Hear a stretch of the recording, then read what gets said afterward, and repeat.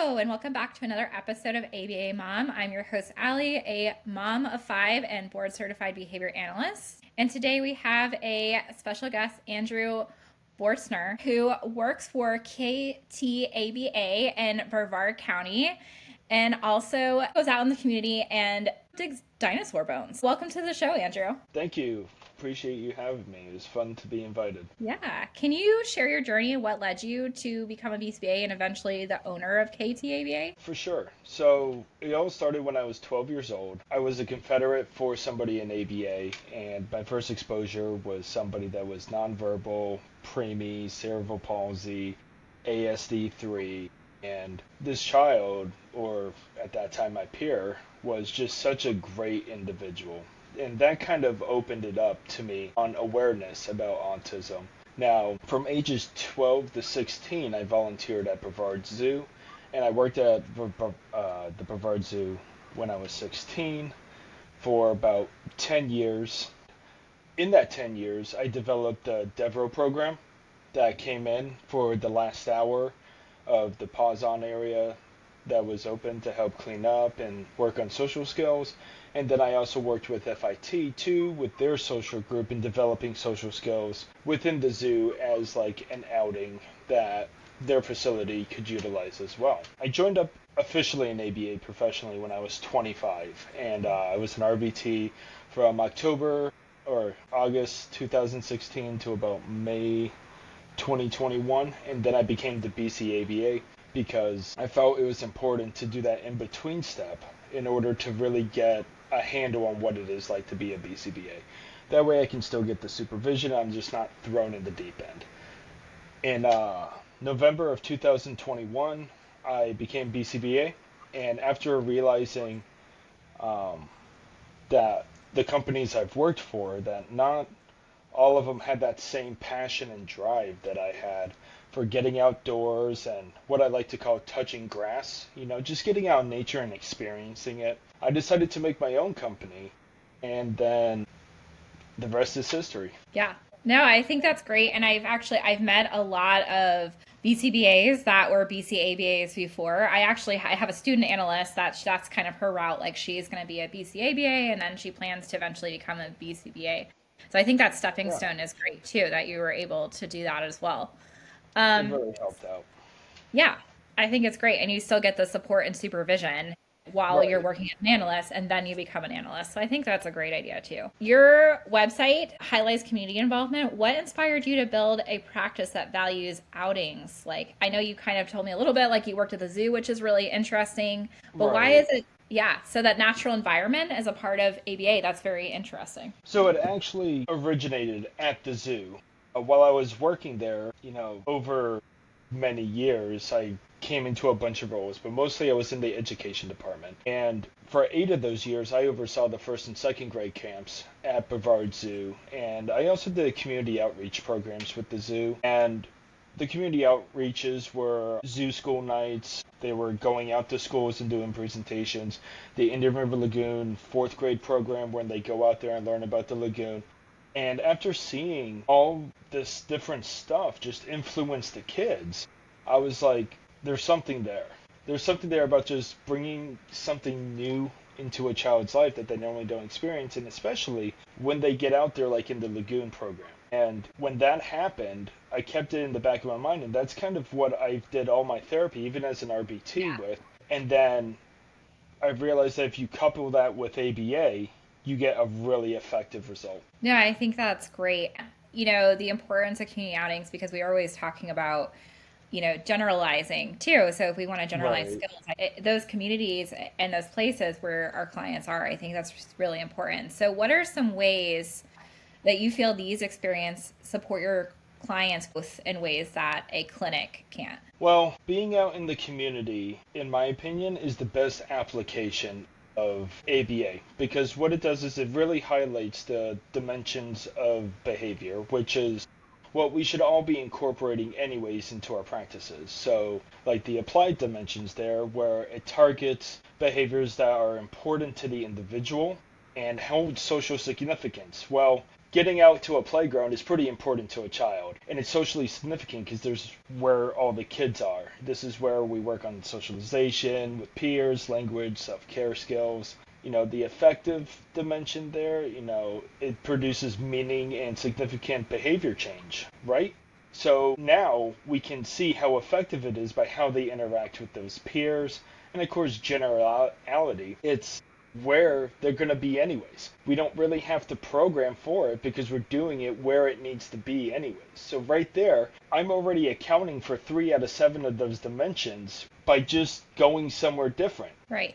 Yeah, no, I think that's great. What are some typical community-based sessions? What does that look like for you and your team? So the typical outing is normally comprised of the RBT, the Registered Behavior Technician, the child, and the parent. Normally we're visiting like local parks and beaches on the east coast of Florida, and they last about 30 minutes to 2 hours. And then in the community setting, we're taking data, we're implementing the behavior plan, that's specifically designed for them on their challenges and whatnot. What we do with the community outings there when we go out is we modify those protocols to best fit that setting so that the child can get the support that they need in order to achieve that higher quality of life, which is making friends, being able to play games without struggling.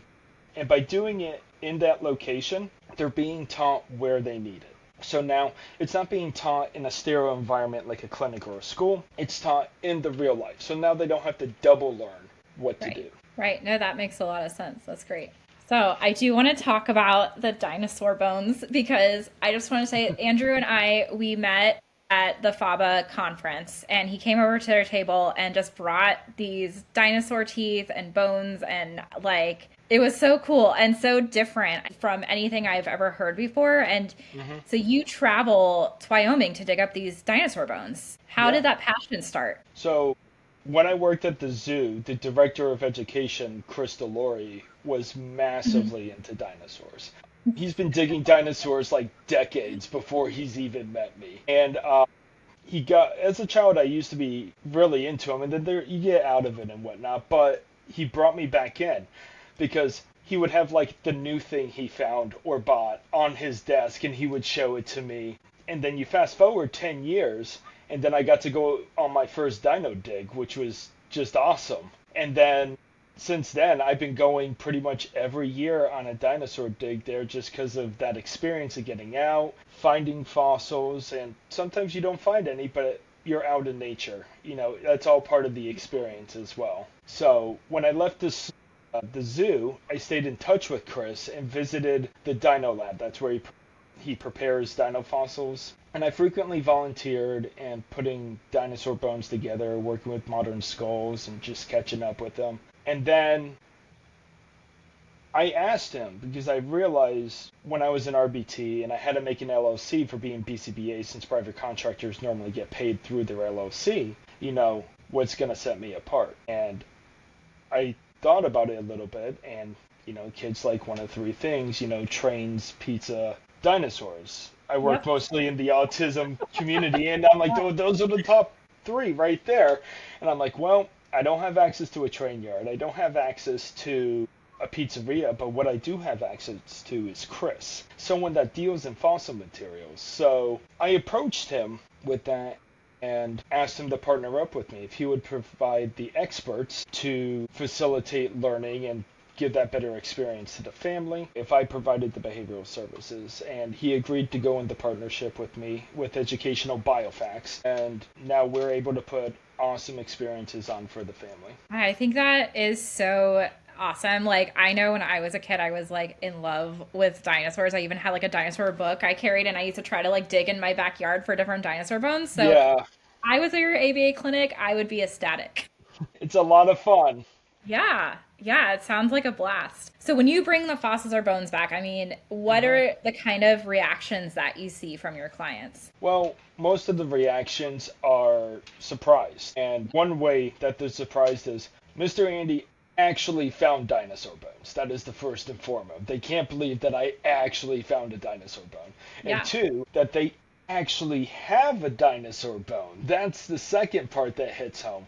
But there's still some individuals that are unsure about it, though, and this could possibly be not being able to relate the piece of dinosaur bone to the animal. So when I go out and collect, I put them in little boxes like this. They get a Oh, piece of neat. dinosaur bone. I print out a label here, explaining what it is and whatnot. But from this piece of fossil, you can't tell what animal, where it came from, but it's a real piece of dinosaur bone. And sometimes, with all of this, they encounter rigid thinking. So I get a very neutral or sometimes even a negative thought because the only place they normally see dinosaurs are in museums, right? And what do parents tell their kids? Look with your eyes, not with your hands. Right. So now the average child does not know someone that owns a museum. They know in the museums they're not allowed to touch, they're only allowed to look. Though more museums are going to, that hands-on learning, which is awesome. Right. And they see the dinosaurs in there, so in their head sometimes they think, oh, dinosaurs are only in museums and I'm not allowed to touch them. But when they have a piece of dinosaur bone in their hand, that's a false statement. And that's because everything they're experiencing doesn't line with that rule. And honestly, that's my favorite response to see. Because now this child, cracks open that rigid thinking due to evidence-based experience. Here it is in my hand. And it opens them up a little bit more. It kind of takes that defense shield down a little bit. And the funny part is I have some parents tell me, oh, no, you're not allowed to own dinosaur bones. It's illegal. So here's full adults thinking that it's illegal to own dinosaur bones, that only museums can do it, let alone a child. So it kind Yeah. of helps everybody else crack that rigid thinking. But most of the times they're happy and ecstatic about it. And we talk about it too during session and look up pictures and everything else like that. I think that's a great way, what you were saying too, just teaching that flexibility and kind of, in one environment, like we can't touch the dinosaur bones, but in this environment we can. So just teaching that skill and, stimulus discrimination, like being able to discriminate and like which Right. environment, like can I touch the dinosaur bones and in this one I can't touch the dinosaur bones. So I really like that idea and a way to apply it to your clinic, and then you can also like use it as like a lesson, like you said, like let's go ahead and like look up the dinosaurs and the artifacts. So I Right. think that's really a neat way to do it, and having that, and the parents too that are like you can't have this, Right. That's and the maybe that funniest they were response taught to, ever. yeah, Full adults not knowing that you can legally own dinosaur bones. I'm like, you can't. Not only can you own it, you can just go out and find them. yeah, Like you can just pick them up. Like they're still out there. Because some people yeah. think, oh no, we found them all. No, we didn't. That's pretty amazing. I think that's incredible. So, how do you believe that the exposure to nature, whether, it's the hiking, the digging, exploring, helps children with autism and like developmental delays? How do you think that that might help them? What's your observation? Now, this is really interesting and the bread and butter to KTABA. Like, yeah, dinosaurs are really cool. I'm not discounting that. Dinosaurs are amazing. But it's what happens in nature that really drives home our effective therapy. And what it does is when you go out in nature in any capacity, and you go out into a green space. Now, it doesn't have to visibly be green. It's just something with lessened artificial stimulus, like car noises, heavy pollution smells, out indoor lighting. All that's artificial stimulus, right? So Right. when you're increasing natural stimulus, the sun, grass, dirt, wind, nature sounds, etc., it seems to have a calming effect on all the individuals. And there's a reason why people go camping, right? There's a reason why they go for a walk outside or they go to a state park just to get away from it all. It kind of resets that stress anxiety index inside. And even though we're working with children, they have disabilities, they're still people too. And they have this same response in nature. Now, looking at some studies overseas where NBI, nature based intervention, is embraced, they showed a 92.2% of participants demonstrating a consistent improvement across multiple health outcomes. This isn't just behavioral, it's mentalistic too, like anxiety, stress, etc. And this happens when they engaged in outdoor in the outdoors. Now, 78% facilitated engagement, so they actively tried to do something outdoors, in the absence of air pollution, noise, and all that. The engagement was actually up from any other setting.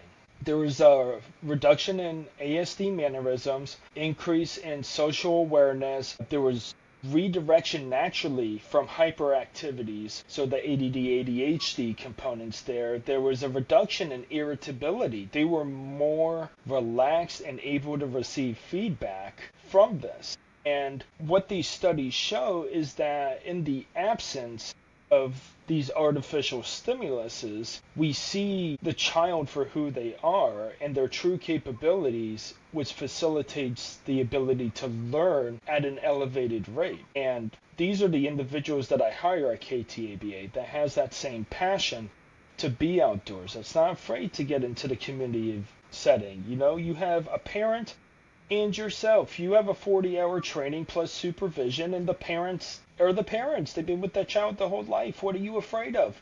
Get out to a park, get somewhere that's a green space and enjoy it. Yeah.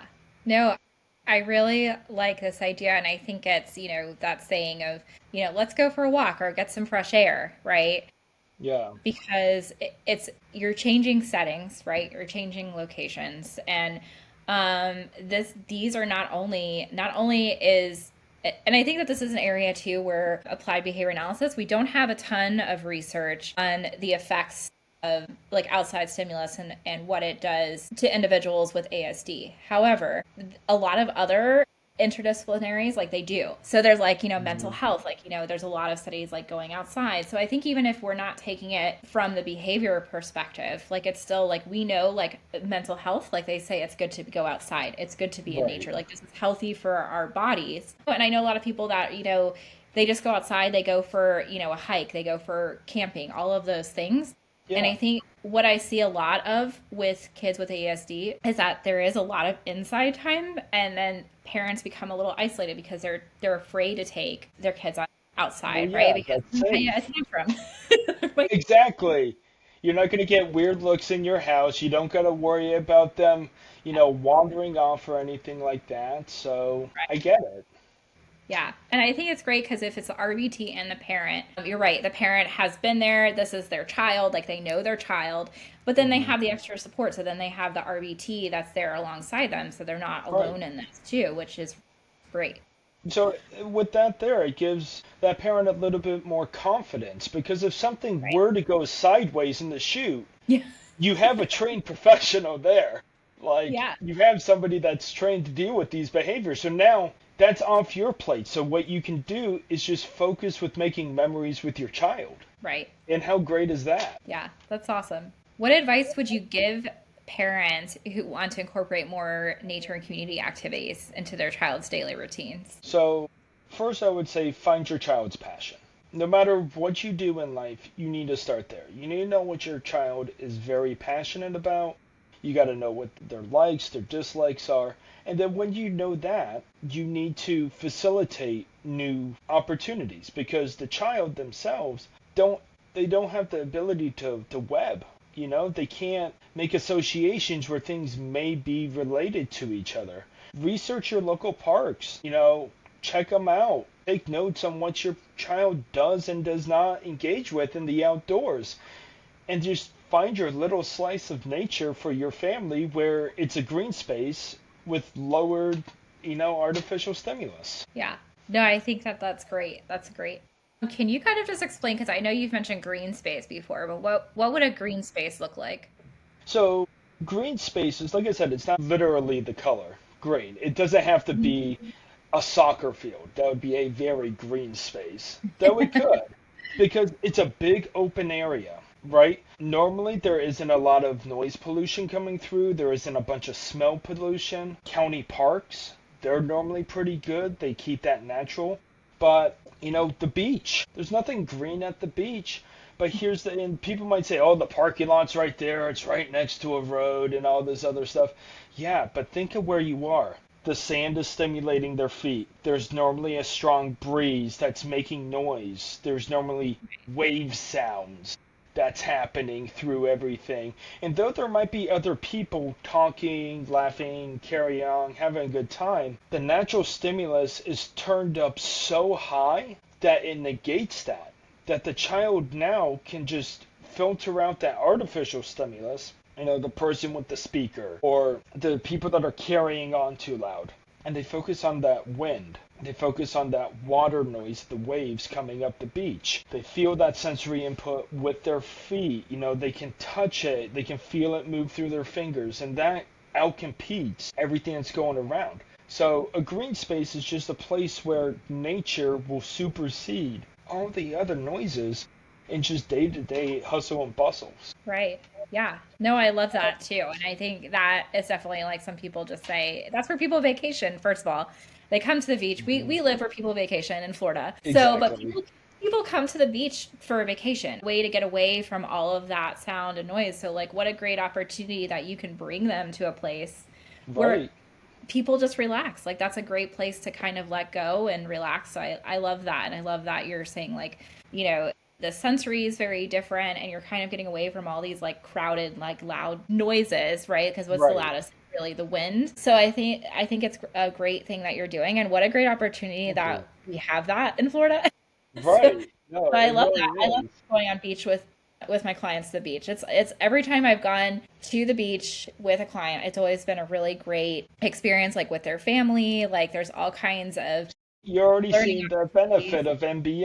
Yes, yes, yes, very It's much right so. So there. yeah, it's right there. It's awesome. So on the other hand, the insurance. What are some of the biggest challenges that you face in balancing insurance requirements with naturalistic community-based outings?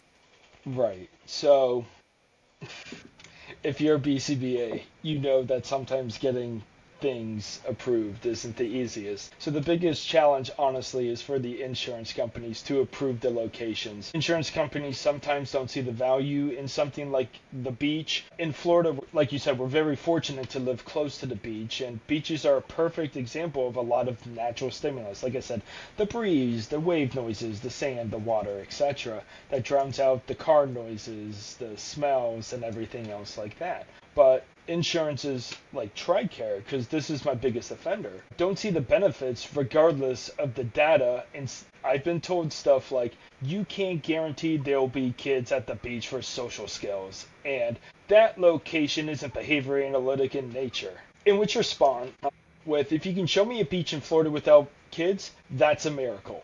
Because every adult will be going to that beach, and then, you guessed it, they would bring their families because it's so nice and quiet, and boom, there's kids on the beach. Yeah. Second, the behavior plan is written for generalization, right? That's the requirement that we have to do, and this is a location that the family visits often. And where problem behaviors occur, elopement, major thing at the beach, right? Wide open space, they're going to go explore. Right. And then we follow that behavior plan at the beach. So it's just like the home or school with the rules, they still apply in the community setting. Just because you're outside doesn't mean the rules change. Right. And that's the major barrier to this therapy style. Luckily most insurances are okay with it as long as there's a true medical need for it, which is pretty easy to prove in a behavior plan because you would prove it like any other setting. Right. Yeah, no, that makes a lot of sense. And I know that, some insurances, like you mentioned, TRICARE, there's just sometimes it's just a little bit more stricter and just kind of knowing what we do as behavior analysts because, even when I'm first like doing an assessment and I'm meeting like the family, sometimes like the assumption is like, okay, I can have ABA like a couple hours a week, right? They don't have like Hmm. a understanding that it's usually more hours, more exposure to hopefully other environments. Right. Um, and different, situations. Like we want to be in the situation where the behavior can occur, so we can help work through the behavior. So, and I think, sometimes insurance is that understanding of like what it is that we're actually doing. Because it's like you just want to go have a good time at the beach. Right. It's like, That no, I that's a would like to have a good time complete at the beach. perception. You're just gonna Right. be there tanning and drinking. Yeah. No, That's we're just gonna the be fun. working through tantrums with sharing the frisbee. Like, Right. it's not as great Right. as you think it is, insurance, I Yeah. promise you. But again, it's better than being in four walls. Right. And the same thing with theme parks. There's so many opportunities in theme parks. Like and Oh, yeah. parents that like to go to the theme parks, first of all, there's lots of stimuli, right? Like there's lots of noises, sounds, Right. there's lots of people, like there's all kinds of things going on, and it's a lot of, accepting different alternatives, waiting in line, like there's a lot that goes into theme There's parks. And I'm so like, there's an entire behavior plans with their stuff because yeah, my it's like, staff goes into Disney, Epcot, Disney, sorry, Universal, SeaWorld, all the major theme parks in Orlando. Like my staff go and log time there because I put it in the behavior plan, and they're always like, "Well, that's not behavior analytic in nature." I go, "How much waiting in line do you think is at a theme park? How yeah, many times do you have to man to eat, go to the bathroom? How many right. times are you not allowed to elope into a crowd of people? Like, come on now. Yeah. You gotta be kidding me. It's super behavior analytic. You have to work so hard in a theme park. Yeah, no, it's definitely is too. And I had one family that wanted me to help prepare their child for going into an airport. So we practiced. I didn't actually get to go to the airport with them. Yeah. They had like a 6 a.m. flight, but we practiced, like, okay, like waiting in line, like this is what it looks like, and we're gonna have Hmm. to stand here, So there's a lot of skills that go in that. I'm like, there's so many places that, behavior occurs everywhere. Yeah. And it And doesn't stop. yeah, right. It Yeah, always goes absolutely. on. But yeah, like Absolutely. you said, there's so many little behaviors that go into a seemingly easy large task like, oh yes, go to the airport, get on an airplane, and sit. Okay, there's about 900 steps between A and B. Let's talk about Right. getting out of the car at the curb and not running into the street and standing with luggage. Let's just start there real quick. Yeah, right. You could break that down probably into 19 steps. Oh yeah. But yeah, it gets a little deep, especially at airports, Right. theme parks, anywhere there's a lot of like artificial stimulus. Because obviously, theme parks would not be considered a green space. It is all Right. concrete. It's There are not a green so space. many noise piped in. No, it's the opposite of green space. You might need a green space after that. Like I know after I go theme Exactly. park, I usually like to find a green space. Exactly. Let's all go to the beach real quick. Yeah, let's go. Let's take a break. So, what's next for KTAA? Where do you see yourself expanding services or maybe blending your passions with more paleontology or like in different ways? Where do you see yourself? So we'd like to expand, but again, we don't want to expand too quickly. We are always hiring passionate people. We're accepting new clients continuously. Right now, we're small and local, and we utilize local opportunities to do what we do. We have little plaster dig kits that kids can dig out for reinforcement and find little Florida fossils in. We have interactions with paleontologists where they can come out and just share their knowledge with them. But eventually, the pipeline dream is to get these kids, it's funny you brought up airports, out to the Midwest to dig in a dinosaur quarry, right? To go in there, pull out their own dinosaur bones, see what a dinosaur skeleton looks like in the ground, and really get that true green space because this is on ranchers' land, right? Where I go and dig dinosaur bones, it's 120,000 acres. Okay, there is nothing besides the farmer's house on this property, and it is the best reset that you can ever ask for with that. And these children, they have not the same advantages as a typically developing individual is. And what I would Right. really like to do is give them an experience that the typical individual would not get to get. That way they have something to share. There's now something peer to peer that they can relate to. No, I think that's great. And I like how I think expansion is good. And then just kind of slow growth. Like, I think that's really good too, because it's important. I know a lot of agencies that grow really fast, Yeah. and then it kind of loses some of its core values. So I love that you're keeping those values aligned and just kind of that slow expansion too. Right, that ensures that everybody gets that Right. individualized treatment. Yeah. Yeah, that's so important. If you could design the ideal ABA system in the US, what role would nature, community, and non traditional settings play? Well, I don't know if I can like envision the perfect ABA system, Yeah, since that's every very child true. and environment would need its own special attention to barriers that are unique in that moment.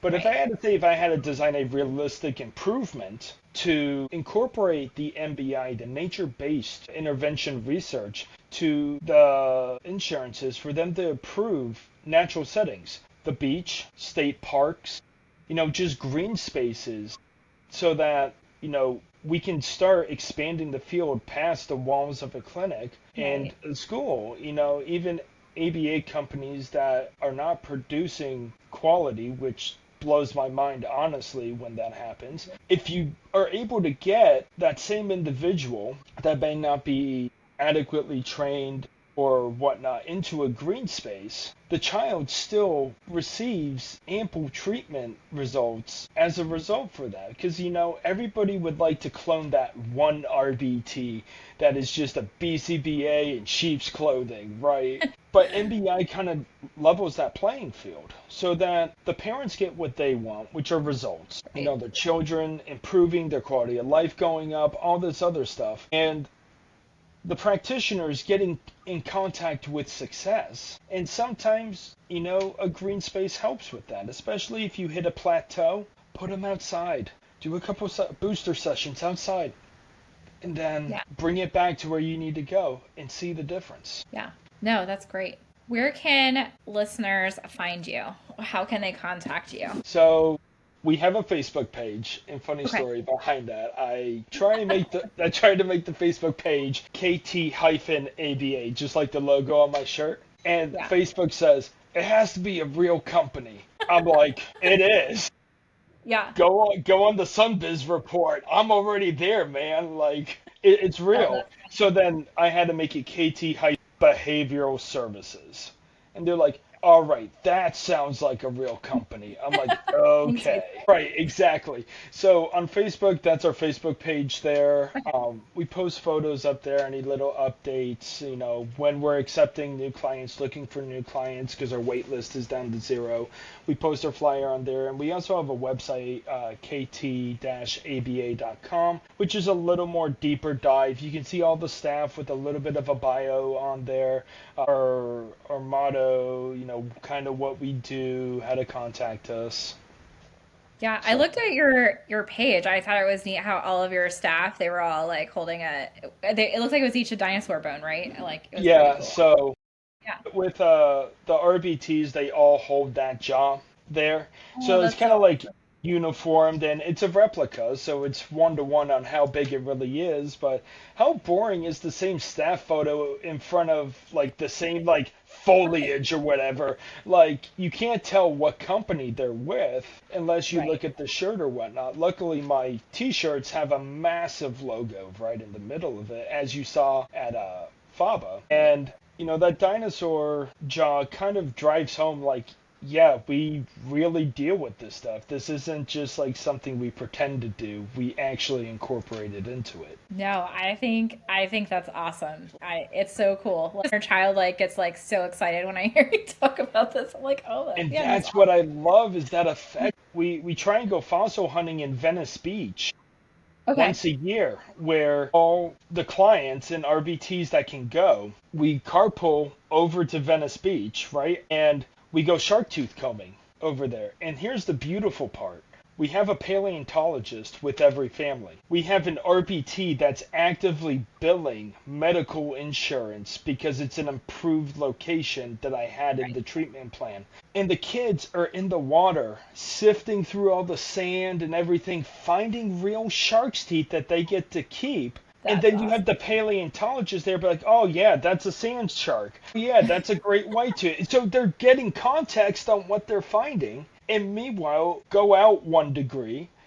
The family that's there, they've never done anything like this. And they're all taking it in. They're making this core memory with their child that Right. they've never been able to do before. And I just feel like I'm actually doing something because I'm Yeah. facilitating this memory to stay with the family forever because I care enough to bring them out into this environment. And I had the resources like the paleontologist and staff that are into it because at the end of that trip, I just hired on like 4 new staff, and that was their first outing. I'm like, all right, guys, it's up to you because I normally do 10 to 2. That way, everybody has like the rest of their afternoon to go, and we're Right. not rushing out. I'm like, all right, guys, up to you. We can, head home or we can hang out a little more. And every single staff said, we want to find more shark's teeth. I'm like, have at it, guys. That's awesome. Go dig for some shark's teeth. Talk about loving your job, Oh, like how that made exciting me that is. feel so Like, yeah, you're good. pairing that for like with a love of ABA. So like all it like no wonder you have staff that are gonna become BCBAs because they're like now they're Right. pairing like the love of nature and the love of like finding like shark teeth with Yeah. ABA. It's awesome. Yeah, it's like I said, the best way to utilize the applied dimension in ABA. Make your space something you love to do. ABA is so great because it can be done anywhere. It doesn't need, a specific whatever to function. It happens every day. We're ABA'd as an adult with work and just social norms, going to the grocery store. ABA is everywhere. You just can't feel it or physically touch it, but when you become an analyst, you see it everywhere. Right. And by giving my staff those experiences, it kind of, once again, it cracks that rigid thinking.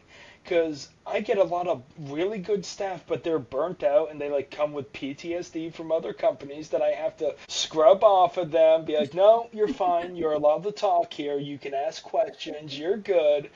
And they've realized that their job can be fun. They just worked for 4 hours. I have to Right. tell them to come in and eat because they're out there having. I go, you have to feed your kids. Yeah. Take a My God. lunch break. So they forget because they're enjoying it so much and they're taking data. And Yeah. on that note, I would like to share some data that we grabbed directly from Yeah. that as well. So we took data on an 8-year-old male, 6-year-old female, and a 4-year-old male. The way that we contrast the reductions in behavior was we took a sample of the previous 4 days of therapy and averaged that out for what the average week would look like, and then we compared it to 4 hours worth of data in a brand new environment. The 8-year-old male had a 64% reduction in problem behaviors. The 6-year-old female had an 81% reduction in problem behaviors. The 4-year-old male had a 10% reduction in problem behaviors. And that sounds really good. And you know what? Everyone's like, oh, it's just 10%. 10% is huge for problem 10% is behavior huge. reduction. Here's the thing, though. Not only did we do that, because I read about MBI, I was exposed to it, I'm Mhm. really about it. I told every one of my staff, you increase demand placement for replacement behaviors by 3 to 400%. 3 to 4 times your normal asking load. I go, here's a week's data sheet. I want you to fill it from Monday to Friday in this 4 hour, session. And we saw those maladaptive reductions with a 3 to 400% demand increase. And that's the true power behind MBI is that things where you're hitting ratio strain in a clinic or a school that does not occur in the natural setting because that artificial stimulus is done. These kids have never been to that beach. It's a novel beach. It's a novel activity. They've never went shark tooth coming before. And we're still seeing the reduction. And when we see a reduction in maladaptive, we see the inverse reduction in replacement at a minimum. And I'm really, as you can tell, excited about this. And I'm really hoping to get a clean study done so I can present at CoFABA and FABA in the near future with That would be that. incredible. Again, it started with breaking that rigid thinking with clients, right? Holding a dinosaur bone. Then I broke the rigid thinking with my staff, making them enjoy their job without them knowing it. And Yeah. now what I want to do is I want to break the rigid thinking in the field that 4 walls is not the answer. It's getting outdoors. And when we can show enough data behind that, we can influence the insurance companies to start approving natural settings with that.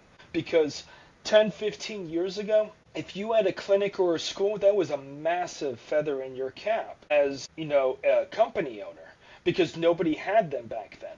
Well, that train line of thinking kind of took off, and now everybody has a school, clinic, something like that, because Right. that's the perceived, golden cup on to show success. To me, I see a deficit in this community of in-home public-private schools and in the community. And Right. this is why I would like to present eventually at CoFABA and FABA. But I need a few more trials to put a good presentation together because, at FABA, the presenters, Meryl Winston, brilliant presenter. You know, we just had Dr. Paul Gavani, great OBM, truly respected. We had Jonathan Ferdinand, fantastic feeding protocol. Andrew Hoover is just an all-around superstar. So these are big names that are going Right. to bid out for a presentation that little old me at KTABA has to get groundbreaking stuff in that maybe some people get interested in. And I mean, knowing my luck, I'll get scheduled with Merrill's time slot so that, Oh his yeah. Then you role is feel like only nobody. back. I'll have like 7 people in here or whatnot. But no, that's the goal, is to Yeah. improve the field as a whole, not just the families we service. Right. Right. Yeah, absolutely. I think it'd be great. I would love to come to your presentation. Although if you are Thank you. timed the same time as Meryl, it might be a little hard for me. I was going to say, I might skip my own presentation at that point. It's funny story, just really quick about so Meryl. I'm sure he doesn't remember me whatsoever, but he actually I used to be a PCM trainer for St. John's County Okay. School District, and he was my instructor, and that was my first time Oh, ever. Like if I was a cool. BCBA meeting him ever in my life, and I'm like this guy. I was like I could listen to him all Yeah, day, and I had no that's idea great. like who he was. Wow, So, that's yeah. fantastic. That's a really cool, flex with that, trained I by know. I'm Merrill like, Winston. I should just like message. I was like, side note, I should like message him and be like, hey, what, remember me that one time? No. I was that one person in that one class this many Yeah, years exactly. ago. That you've taught like 20, like, 200 times or whatever. Yeah, Exactly. so that was cool before I really knew who he was. But yeah, he always gives great presentations, but I'm sure, I mean, I think that, you'll continue to get like this data collected and you're going to have a great presentation too. Just ask not to have that same time slot. And my student analysts are coming up and they're starting to, because Right. I tell them about conferences to try and pique their interest, and little by little they're going to these conferences and they're like online that's free. The look at what I learned. I go, let's talk about it. Get excited about research, and they're like, I want to do research. I go, you're in the right company, because I have this like limitless research opportunity because we could do every aspect of behavior in the natural environment. So it would be really Yeah. neat to get a bunch of people that are research driven in the company to Yeah. really No, start. I think that'd be great. I think that'd be great. And I already thought like I would be totally interested to go out on your adventures with you if I was a little closer. Brevard, it's about an hour and a half for me. But maybe I'll Okay. visit you sometime on one of your Yeah, for extravaganzas. sure. How fun would it be to do a podcast out there I would, and yeah, be we able could to see everything laid out? absolutely. Oh, I would 100% be down to do that. So you let me know when. Um, Absolutely. So, just a fun question before we end is if you could bring any dinosaur back to life and introduce it to your clients, which would it be and why? The one that I would want to bring back is the ankylosaurus, the big armored dinosaur with the big club on the tail, because I think it looks really cool and it's one of my favorite dinosaurs. But for kids, it may not be the best dinosaur, so I would have to go with like a hadrosaur, which is like a duck-billed dinosaur, like Ducky from Land Before Time. Like a Parasaurolophus would be a species on that, since it probably wouldn't be aggressive since it's a herbivore and it lived in a herd and it normally would just run away from any danger. Mhm. But it has a cool feature like a big horn coming off its head, and it's bipedal. It's very dinosaur looking animal type thing. Yeah, And I think that would be just a really neat one for people to experience up close. yeah, yeah. No, that would be really cool. I like that idea. Well, Andrew, it was an absolute pleasure having you on Yes. today. Thank And you for having me. yeah, of course. And so all of Andrew's contact will be linked in today's podcast notes. So you're free to Thank take you. a look and remember to leave a review. Thanks again, Andrew. Thank you for having me. Bye.